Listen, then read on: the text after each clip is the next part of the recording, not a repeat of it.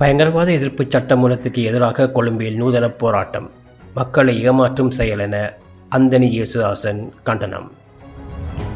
இலங்கையில் முன்மொழியப்பட்டுள்ள புதிய பயங்கரவாத எதிர்ப்பு சட்டமூலத்திற்கு எதிராகவும் தற்போது நடைமுறையில் உள்ள பயங்கரவாத தடை சட்டத்தை முழுமையாக நீக்க கோரியும் கொழும்பில் உள்ள நீதி அமைச்சுக்கு முன்பாக பாரிய எதிர்ப்பு போராட்டம் ஒன்று முன்னெடுக்கப்பட்டது.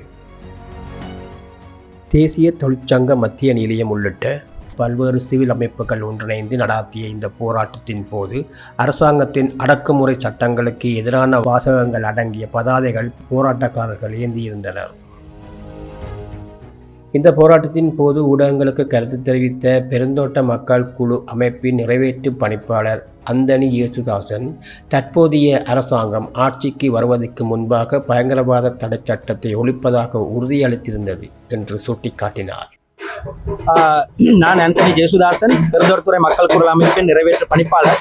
இன்றைய நாளிலே நாங்கள் குறிப்பாக நீதி அமைச்சுக்கு முன்பதாக இந்த ஆர்ப்பாட்டத்தை செய்து கொண்டிருக்கின்றோம். காரணம், தேர்தலுக்கு முன்பதாக இந்த இலங்கை நாட்டில் இருந்த பயங்கரவாத தடை சட்டத்தை ஒழிப்பதாக கூறிய அரசாங்கம் அவர்கள் ஆட்சிக்கு வந்த பிறகு தங்களை பாதுகாப்பதற்காக, அதாவது அரசாங்கத்தை பயங்கரவாதத்திலிருந்து பாதுகாப்பதற்காக என்று சொல்லி அதே மாதிரி ஒரு பயங்கரவாத தடை சட்டத்தை கொண்டு வந்திருக்கிறார்கள். அப்ப இது குறிப்பாக மக்களை அடக்கி ஒடுக்கி ஆள்வதற்காக எடுக்கின்ற முயற்சி.